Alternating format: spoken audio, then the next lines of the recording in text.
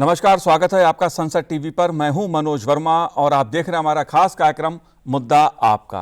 आज हम बात करेंगे विकसित भारत की, अनुसंधान और नवाचार की। इस मुद्दे पर बात इसलिए क्योंकि हाल ही में केरल के तिरुवनंतपुरम स्थित श्री चित्रा तिरुनल आयुर्विज्ञान एवं टेक्नोलॉजी संस्थान में आयोजित एक समारोह में उपराष्ट्रपति सीपी राधाकृष्णन ने कहा कि अनुसंधान और नवाचार से विकसित भारत ही बनेगा।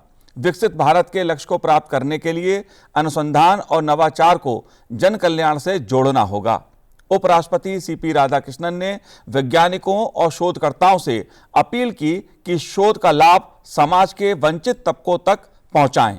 इसलिए मुद्दा आपका में आज हम बात विकसित भारत की करेंगे, अनुसंधान और नवाचार के साथ जन कल्याण की करेंगे। चर्चा करने के लिए खास मेहमान हमारे साथ जुड़े हुए हैं। आईआईटी पटना के निदेशक प्रोफेसर टीएन सिंह जी हमारे साथ जुड़े हैं। टीएन सिंह जी, आपका स्वागत है संसद टीवी पर। साथ ही हम बात करेंगे एआईसीटीई की सदस्य सचिव प्रोफेसर श्यामा रथ जी से। श्यामा रथ जी, आपका भी स्वागत है संसद टीवी पर। और हमारे साथ जुड़े हुए हैं डॉक्टर विपिन कुमार जी, जो मुख्य वैज्ञानिक एवं पूर्व निदेशक हैं राष्ट्रीय नवाचार फाउंडेशन भारत के। विपिन जी, आपका भी स्वागत है संसद टीवी पर। इस चर्चा को हम आगे बढ़ाएं उससे पहले आइए सुनते हैं उपराष्ट्रपति सीपी राधाकृष्णन जी ने क्या कहा। उन्होंने किस बात पे जोर दिया कि वैज्ञानिकों को किस तरह अपने अनुसंधान के जरिए, चिकित्सा जगत के जरिए लोगों की सेवा पर जोर देना चाहिए। आइए सुनते हैं उन्होंने क्या कहा। In front of every device what you have developed, that is great achievements, and I am sure this represents a translation of nearly 50 medical devices. I am pleased to state that high-risk medical devices that are either implanted in or used on the human body have been translated, and it is available very much in the market. This is the success story of the research. Wherever I go, when I was the Vice Chancellor, I was the Chancellor of many universities. Wherever I go, agriculture university, they will say, we have invented this seed, that seed, they will take this variety, that variety. Finally, I ask them only one thing. How much you are in touch with the farmers? How many farmers have benefited out of your invention? That is what the real impact on the agriculture. That is the success story of your university. उपराष्ट्रपति CP Radhakrishnan जी ने इस बात पर जोर दिया कि अनुसंधान और नवाचार का कार्य जो वंचित समाज है उसको ध्यान में रखकर किया जाए, ताकि अनुसंधान का आम आदमी को अधिक से अधिक फायदा मिल सके। उन्होंने कहा कि सरकार देश में नवाचार और अनुसंधान के लिए हर संभव मदद दे रही है, इस अवसर का लाभ उठाना चाहिए। आइए सुनते हैं उन्होंने क्या कहा। You just imagine if you don't find a vaccination for COVID. Not only that many of us will die, might have been died. Not that nobody in this world can control the disease. The same thing. The Western world, the so-called multinational companies who are doing research, who are spending millions and millions of dollars, they also invented vaccinations. What is the difference between these two? They were running behind the patent of the vaccination, what they have invented, so that they can sell a unit for 7,500, not rupee, but in the US dollar. What we have done, what Modi ji has done, he has given free of cost for the entire 140 crore people in this country. Not only that, we exported to more than 100 poor countries free of cost. That is the difference between our invention and the foreigners' invention. Professor T N Singh ji, पहला सवाल मेरा आपसे है। उपराष्ट्रपति CP Radhakrishnan जी ने इस बात पे जोर दिया है कि अनुसंधान और नवाचार से ही विकसित भारत बनेगा। मैं ये आपसे जानना चाहता हूं, समझना चाहता हूं कि अनुसंधान और नवाचार से किस प्रकार विकसित भारत के लक्ष्य को हासिल किया जा सकता है, जिस तरफ इशारा उपराष्ट्रपति जी का है। नहीं, जी आप जानते हैं कि कोई भी देश बिना शोध के आगे बढ़ नहीं सकता है, और शोध जो है वो समाज की आवश्यकताओं के अनुरूप जो काम करने के लिए बनी हुई है, उस तरह के प्रयास हमें करने चाहिए। और विगत कुछ वर्षों में भारत सरकार ने इसके ऊपर बहुत विशेष ध्यान दिया है कि किस तरह से हमारा जो अनुसंधान है वो समाज के आवश्यकताओं को दृष्टिगत करते हुए रखा जाए, और जिससे कि समाज का भला हो पाए। किसी भी तरह का शोध यदि वो समाज के लिए उपयोगी नहीं है तो वो शोध की बहुत उपयोगिता और उपादेयता दोनों नहीं होती है। भारतवर्ष में एक नया इकोसिस्टम बना है जिसके तहत बहुत सारे भारत सरकार ने विभिन्न प्रकार के शोध सहयोग के लिए परियोजनाएं लाई है, और उससे खास करके जो हायर एजुकेशनल इंस्टीट्यूशन है उनको काफी लाभ मिल रहा है। इसमें जो हमारे वैज्ञानिक और अनुसंधान परिषद के लोग हैं उनका काफी सहयोग मिल रहा है। तो निश्चित तौर पे जो माननीय उपराष्ट्रपति जी की मंशा है और जिधर उन्होंने इंगित किया है, शायद हम धीरे धीरे उस तरफ चलने का प्रयास कर रहे हैं। जी, जाहिर तौर पे किस तरह का प्रयास कर रहे हैं इसको भी मैं समझने की कोशिश आपसे करूंगा, लेकिन विपिन जी मैं आपसे ये जानना चाहता हूं, उपराष्ट्रपति जी ने, सीपी राधाकृष्णन जी ने विकसित भारत के लक्ष्य को प्राप्त करने के लिए अनुसंधान और नवाचार को जन कल्याण से जोड़ने का आह्वान किया। इस मुद्दे को आप कैसे देखते हैं, क्योंकि अनुसंधान और नवाचार जब जन कल्याण से जुड़ेगा तभी विकसित भारत का लक्ष्य हासिल होगा। कैसे देखते हैं आप इस मुद्दे को? नहीं, उपराष्ट्रपति महोदय ने ये बहुत अच्छी बात की कि नवाचार और शोध से किस तरह से जन कल्याण हो सकता है।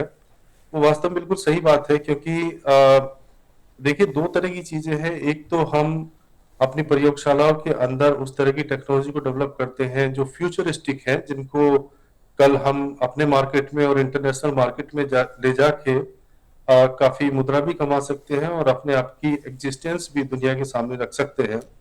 लेकिन उससे भी बड़ी बात यह है कि हमारी अपनी जो समस्याएं हैं दूर दराज के क्षेत्रों में, उनको भी बराबर तवज्जो दी जाए, उनके लिए भी शोध किया जाए, और कोई भी प्रॉब्लम लोगों की ऐसी ना हो जो अनअटेंडेड रह जाए।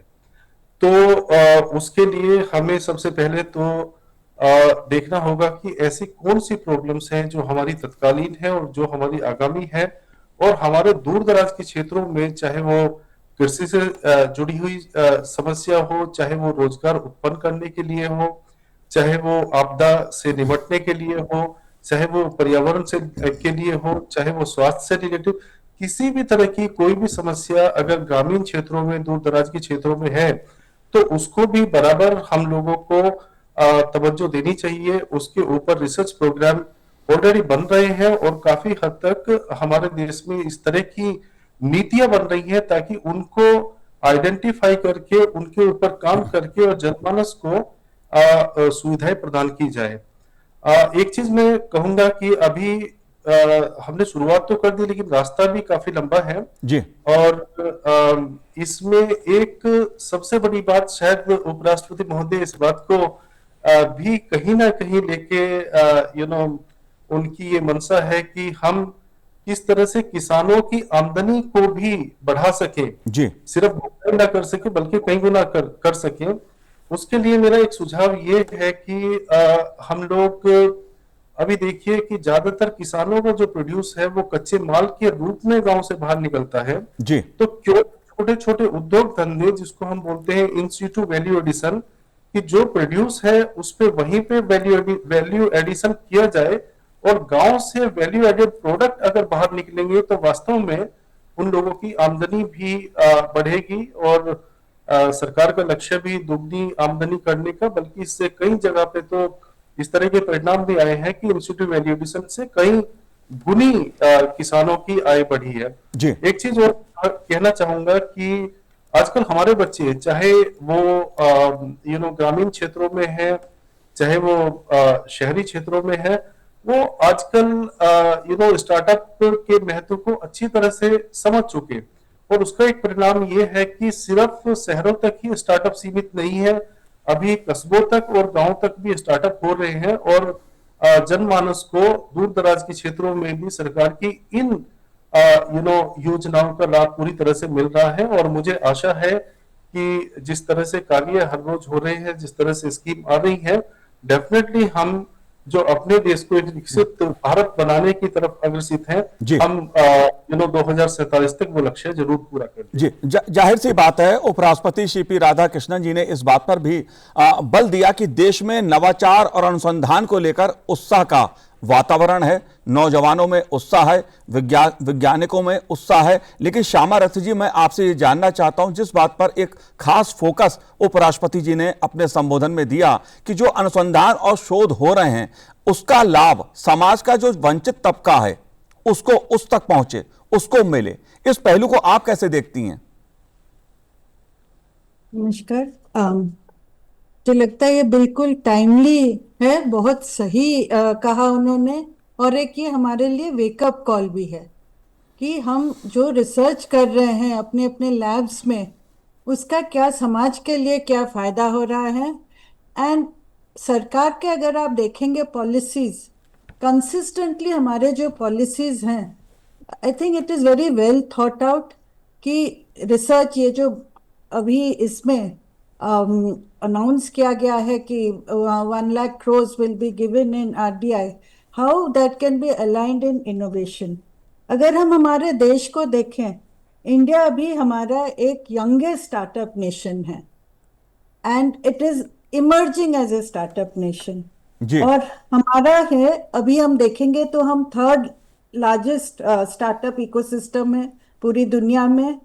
इसमें हमारे पिछले 6 साल में 768,000 जॉब्स क्रिएट हुए हैं, 170,000 स्टार्टअप्स अभी लॉन्च हुए हैं एंड यूनिकॉर्न क्लब में हमारे 120 इंडियन स्टार्टअप्स हैं। हमारे जो इन्वेस्टर्स हैं जो हमारे स्टार्टअप्स को बैक कर रहे हैं, अराउंड 9,500 है। मैं ये स्टैटिस्टिक्स इसलिए दे रही हूँ क्योंकि इट शोज कि ये जो इतना टाइमली अनाउंसमेंट है and how it is helping, जो हम आपने सही हमारे स्पीकर्स पहले कहे, समाज में ये इसका क्या महत्व है। अभी हम जैसे एग्रीकल्चर में, my colleague spoke about agriculture, हम फ्रूगल टेक्नोलॉजीज की भी बात करें, मेडिकल डिवाइसेस में, इसमें भी इनोवेशन की बहुत आवश्यकता है। एंड ये not only in higher education, आपने अभी मिनिस्ट्री ऑफ एजुकेशन ने बिल्डाथॉन किया था, उसके बारे में आपको जानकारी होगी, जो एक स्कूल के बच्चों में इनोवेशन का स्पिरिट लाने के लिए। और ये 4 वर्टिकल्स में हुए हैं, आत्मनिर्भर भारत, समृद्धि Bharat, vocal for local and स्वदेशी। सो ये it is not only in higher education but बच्चों के लेवल पे, स्कूल के बच्चों में ये शुरू हुआ है। और सरकार ने में बहुत सारी स्कीम्स हैं, जैसे अटल नीति आयोग का है, अटल इनोवेशन लैब्स है, AICT के हैं। So we are all nurturing this ecosystem. Vipin ji, आप कैसे देखते हैं इस मुद्दे को? हाँ, इस मुद्दे को मैं इस तरह से देखता हूं कि जो भी समस्याएं लोगों की होती हैं, चाहे वो किसी भी क्षेत्र में है, स्वास्थ्य के क्षेत्र में है या दूसरे क्षेत्रों में है, उन समस्याओं के लिए हम एक अच्छी तरह से रोड मैप तैयार अपना करें, उस रोड मैप के ऊपर हम एक्शन लें और टाइमली एक्शन लें। क्योंकि टेक्नोलॉजी की जो लाइफ होती है वो बहुत छोटी लाइफ होती है। ऐसा नहीं है कि हम आज टेक्नोलॉजी डेवलप कर रहे हैं और उसका 10 साल बाद लाभ लेना चाहते हैं। हर चीज का एक टाइम होता है। तो हमारी अपनी प्रॉब्लम है और हम ये देखें कि किस तरह से मार्केट हमारे देश का और किस तरह से हम उन देशों के मार्केट को भी कैप्चर करें, ताकि हमारे देश को शोध और नवाचारों के माध्यम से ज्यादा आय प्राप्त हो सके। जी। एक टर्म का मैं इस्तेमाल करना चाहता हूँ, डॉक्टर मशेलकर अक्सर करते हैं, उनको मैं इसलिए कोट कर रहा हूँ। जी। Affordable excellence. हमारे देश की जो नवाचार और अनुसंधान का जो रास्ता होना चाहिए वो अफोर्डेबल एक्सीलेंस से होना चाहिए। क्योंकि हम बहुत ज्यादा खर्चा नहीं कर सकते, लेकिन हम कंप्रोमाइज एक्सीलेंस में भी नहीं करेंगे। जी। हमें एक्सीलेंट टेक्नोलॉजी चाहिए, अपनी तरह से चाहिए और अपनी कॉस्ट में चाहिए, तभी हम ज्यादा से ज्यादा क्षेत्रों में पहुंच सकते हैं। माननीय उपराष्ट्रपति महोदय ने बड़े अच्छे से बोला कि किस तरह से जब कोरोना के टाइम में एक वैक्सीन की आवश्यकता दुनिया को थी, जी तो भारत ने दुनिया को एक तरीका दिखाया कि कितने कम समय में हम न सिर्फ वैक्सीन बना सकते हैं, बल्कि वैक्सीन का मैन्युफैक्चरिंग भी कर सकते हैं, शोध भी कर सकते हैं और मैन्युफैक्चरिंग भी कर सकते हैं। जी और उसमें महत्वपूर्ण बात यह है कि 140 करोड़ लोगों को लगा भी सकते हैं। तो यहाँ पे इनोवेशन सिर्फ टेक्नोलॉजी में नहीं है, यहाँ पे इनोवेशन टेक्नोलॉजी में भी है, इनोवेशन सिस्टम के अंदर भी है मैन्युफैक्चरिंग की, और इनोवेशन हमारी डिलीवरी के अंदर भी है। तो हमें इन तीनों चीजों को ध्यान में रखते हुए अपना एक्शन प्लान, ताकि हम जो लास्ट व्यक्ति है जो देश का, उस तक बहुत छोटे समय के अंदर उसकी प्रॉब्लम को सोल्व करने के लिए पहुंच जाए, तथा हम अपने लिए तो रिवेन्यू कमाए, बल्कि जो बाकी देश हैं, जैसे वैक्सीन मैत्री भारत ने जी। उस समय पे किया, कि जिन देशों के पास में उतने संसाधन नहीं है, उनको भी जीने का अधिकार है, उनके लिए भी टेक्नोलॉजी चाहिए। तो भारत का जो एक उदारवादी इस तरह से एक पूरे विश्व के लिए ये एटीट्यूड रहा है, वो बहुत सराहनीय है। और जब हम विदेशों में जाते हैं तो लोग इसके बारे में बात करते हैं, और वास्तव में जिस दृष्टि से लोग भारत की तरफ देखते हैं कि शायद अगर टेक्नोलॉजी होगी तो हमें भी उसका लाभ मिलेगा, तो भारत से जब उम्मीदें उतनी ज्यादा बाकी को भी है, तो हम अपनी भी पूर्ति करें, हम बिजनेस भी करें टेक्नोलॉजी से, और तथा उन लोगों को भी दें जिन लोगों को उन टेक्नोलॉजी की आवश्यकता है।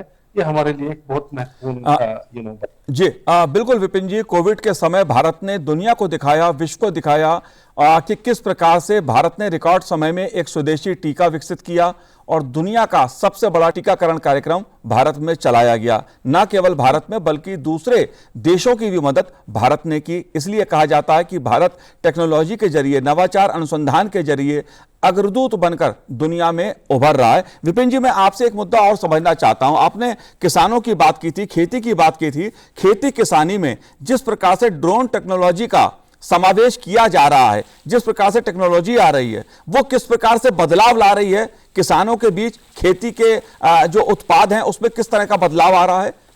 चाहे वो ड्रोन टेक्नोलॉजी हो या कोई भी टेक्नोलॉजी हो, एक चीज तो बड़ी अच्छी हमारे देश के अंदर है कि एक्सेप्टेंस लोगों की टेक्नोलॉजी के प्रति है, जो सबसे ज्यादा महत्वपूर्ण चीज है। हम लोग जो बहुत सारे कंट्री करते थे, या भारत भी पहले एक ये है कि जब नई टेक्नोलॉजी आती थी तो उसके प्रति एक इनर्शिया सा होता था कि इस्तेमाल करें या ना करें, हमें एक्स्ट्रा कॉस्ट उसकी बियर करनी पड़ेगी। लेकिन आजकल हम देखते हैं कि हमारा एटीट्यूड, हमें कितना खर्चा होगा, हमें उससे कितनी कठिनाई होगी उसको इस्तेमाल करने से, ये देखने लगे आजकल हम लोग कि हमें इसका बेनिफिट क्या होगा। तो ये जो एक सोच में बदलाव आया है, वो वास्तव में ही बहुत अच्छी बात है। और कई बार कुछ खेती के कार्य ऐसे हैं, जैसे दवाई का इस्तेमाल करना, अपने खेतों की निगरानी करना, खेत में किस तरह के पेस्ट आ रहे हैं उनका पता लगाना, इनके लिए टेक्नोलॉजी की बहुत बड़ी आवश्यकता है। देखिए, कई बार हमारे यहाँ पे पेस्ट आएगा किसी भी खेत में और हम उसका पेस्टिसाइड इस्तेमाल करना शुरू कर देंगे। लेकिन ये भी देखिए कि ड्रोन से अगर हम उसकी इमेज सेंसिंग कर रहे हैं, तो क्यों ना हम उतने ही पैच में दवाई का इस्तेमाल करें, कीटनाशक दवाई का, जितने पैच के अंदर वो इन्फेस्टेशन है। तो इससे दो चीज होगी, एक तो पर्यावरण सुरक्षित रहेगा, और दूसरे इससे हमारी काफी कॉस्ट कटिंग होगी। तो टेक्नोलॉजी में एक चीज बहुत महत्वपूर्ण है कि टेक्नोलॉजी, कई बार लोग बोलते हैं, उससे मैं सहमत नहीं हूं कि टेक्नोलॉजी आएगी तो बहुत लोगों की जॉब चली जाएगी। बल्कि मेरा ऐसा मानना है कि टेक्नोलॉजी आएगी तो जॉब अपग्रेड हो जाएगी। जी जो हम आज काम कर रहे हैं वो टेक्नोलॉजी करेगी, और हम उस टेक्नोलॉजी को गवर्न करेंगे, तो हमारी जॉब जो है अपग्रेड होगी, और उससे हमें ज्यादा इंसेंटिव मिलेंगे, और उस इंसेंटिव का हम अपने लिए और समाज के लिए इस्तेमाल कर सकते हैं। जी बिल्कुल। अगर बात हम अनुसंधान नवाचार की जब कर रहे हैं, तो जाहिर तौर पर देश की जो आधी आबादी है उसकी भागीदारी बड़ी है देश में। श्यामा रथ जी, मैं आपसे जानना चाहूंगा इस मुद्दे को कि अनुसंधान और नवाचार के मामले में जो आधी आबादी है, महिला शक्ति जो है, उसकी भागीदारी देश में बड़ी है, लगभग 43% की वृद्धि हुई है। इस मुद्दे को आप कैसे देखती हैं? मैं थोड़ा कुछ सरकार के बाकी इनिशिएटिव्स के बारे में जी। बताऊं आपको। इस फील्ड में आपने सेमीकंडक्टर मिशन सुना जी। होगा, इंडियन सेमीकंडक्टर मिशन। आपको याद है वे जो कोविड के बाद there was a shortage of chips. जी तो हमें चिप्स की बहुत दिक्कत होती थी, सो फॉर द डिवाइसेस। सो अभी जो ये सेमीकंडक्टर मिशन हुआ है, जिसमें 10 semiconductor projects will be set in different states, वो एक बहुत बड़ा, आई थिंक, फॉर आत्मनिर्भरता के लिए एक बहुत बड़ा स्टेप है। जी एंड एक और आपने क्वांटम मिशन सुना होगा, जी उसमें भी वो क्या, उसमें 4 वर्टिकल्स है। और ये सबसे बढ़िया बात है कि पहले जो साइलोस में हम शोध करते थे, ये कोलैबोरेटिव कंसोर्शियम मोड में है, और जिसमें quantum sensors, quantum materials, communications, quantum computing, ये सब में पीपल आर वर्किंग टुगेदर। तो इसमें हमारा ग्लोबल ऑलरेडी हमारे जो वैज्ञानिकों हैं, टेक्नोलॉजिस्ट हैं, they are known well all over the world. But साथ साथ हमारे बहुत नए चैलेंजेस हैं, इलेक्ट्रिक व्हीकल्स, चिप्स, जैसे मैंने कहा। तो बहुत सारे नए चैलेंजेस हैं जिसके लिए हमें इनोवेशन की बहुत आवश्यकता है। दैट्स व्हाई आई थिंक हमारे सरकार के ये जो बड़े सस्टेनेबल एंड कंसिस्टेंट पॉलिसीज हैं, अनुसंधान रिसर्च फाउंडेशन हुआ, फिर ये आरडीआई हुआ, एंड इसमें क्या होगा, why is it so important, हमें जो कुछ है, जो प्राइवेट इन्वेस्टमेंट्स हैं, सम टू एक्सप्लोर न्यू टेक्नोलॉजीज, कुछ है जो already technology readiness level different levels पे है, उनको सपोर्ट करने के लिए है। फिर डीप टेक टेक्नोलॉजीज, उनको सपोर्ट करने के लिए है। Now if I give you one example, जो हमारे देश में जो शोध से गोइंग इनटू कमर्शियलाइजेशन, जी आपने सबने हमारे CV Raman sir, CV Raman का सुना होगा नाम। जी जो उनका शोध था वो सिर्फ लेबोरेटरी में एक था। आज की डेट में उन्होंने जो किया है, वो उनका जो बनाया हुआ डिवाइस है, स्पेक्ट्रोमीटर्स है, वो मार्स मिशन में हुआ है। फूड टेक्नोलॉजी में यूज होता है, एग्रीकल्चर में यूज होता है, सेमीकंडक्टर्स में यूज होता है। So one idea, that is why it is very important to support ideas and research also, क्योंकि जो एक सिंपल आइडिया से शुरू हुआ, धीरे धीरे फिर जब लेजर्स आया, फिर जी बाकी चीज, आज वो हर क्षेत्र में उनका प्रभाव हमें दिख रहा है। जी बिल्कुल श्यामारत जी, एक सकारात्मक प्रभाव अनुसंधान और नवाचार के जरिए देश में आ रहा है। लेकिन उपराष्ट्रपति सीपी राधाकृष्णन जी ने विकसित भारत एट 2047 विजन के तहत आत्मनिर्भरता पर बल दिया है, क्योंकि बात विकसित भारत की है। उपराष्ट्रपति जी ने विकसित भारत का उल्लेख किया है, लेकिन साथ में आत्मनिर्भरता पर बल दिया है। इस मुद्दे को आप कैसे देखते हैं? निश्चित तौर पे भारत सरकार को अन्य देशों की तुलना में थोड़ा लिबरल होना पड़ेगा, क्योंकि फंडिंग के मामले में जो चुनौतियां हैं, उन चुनौतियों को हम आप उससे पार पाएंगे, इसके लिए बहुत ही आवश्यक है कि सरकार के तरफ से जो फंड है वो निश्चित तौर पे जी लोगों को बिल्कुल बिल्कुल प्रोफेसर टीएन सिंह जी, बिल्कुल जाहिर सी बात है, भारत में अनुसंधान और नवाचार में नया उत्साह है। उपराष्ट्रपति सीपी राधाकृष्णन जी ने कहा, और सरकार वैज्ञानिक प्रगति को बढ़ावा देने के लिए पर्याप्त वित्तीय सहायता दे रही है। श्यामारथ जी, आप सुन पा रही हैं मुझे? आपका क्या कहना है इस मुद्दे पर? बिल्कुल, हम ये तो दो की, दीज आर द पिलर्स विकसित भारत के लिए, जो हम जरूर करेंगे। ऑलरेडी आप अगर हमारा स्पेस मिशन देखें, शायद हमने पहले कभी सोचा नहीं था ये होगा, लेकिन अब हम प्लान कर रहे हैं कि 2035 तक हम अपना अंतरिक्ष स्टेशन होगा। फ्यूचर मिशन भी हम प्लान कर रहे हैं 2040 तक। तो अनुसंधान एंड इनोवेशन, क्योंकि ये एम्प्लॉयबिलिटी, विकसित भारत बनने के लिए हमारे लिए employability has to be our key goal. तो चैलेंजेस हैं, लेकिन इसमें ये होगा कि, और जो हम स्कूल लेवल से कॉलेज लेवल में ये जो स्पिरिट हम लाए हैं ऑलरेडी, एंड बच्चा आप देखेंगे, इतना हैकेथॉन आपने देखा होगा, एक स्मार्ट इंडिया हैकेथॉन होता है जिसमें the young generation is presenting so many new ideas. सारे मिनिस्ट्रीज अपने प्रॉब्लम स्टेटमेंट्स देती हैं, ताकि ऑल दिस आप देखेंगे एक इस इकोसिस्टम बन रहा है, सब मिल के काम कर रहे हैं कि हमारे लिए सॉल्यूशंस निकले थ्रू इनोवेशंस, हम कैसे ये गोल को अचीव करें, जो हमारे माननीय प्रधानमंत्री का ये गोल है, जो जी। सीपी राधाकृष्णन जी ने कहा, ये हम किस तरह ये करेंगे। आप देखेंगे जैसे हमारा एक अलाइनमेंट हो रहा है थ्रू गवर्नमेंट, हमें पॉलिसीज, फंडिंग, ये जो फंडिंग भी हो रहा है बहुत बड़ी मात्रा में दे रही है। अब इम्प्लीमेंटेशन जो है वो हमारे दायित्व है। जी, जाहिर सी बात है, भारत सरकार जो है वो नवाचार, अनुसंधान करने वालों और नए उद्यमियों को बेहतर वातावरण उपलब्ध करा रही है। आप तीनों ने इस मुद्दे पर हमसे बात की, संसद टीवी से बात की, बहुत बहुत शुक्रिया, बहुत बहुत धन्यवाद संसद टीवी से बात करने के लिए। तो आज इस कार्यक्रम में इतना ही, मुझे दीजिए आज्ञा, नमस्कार।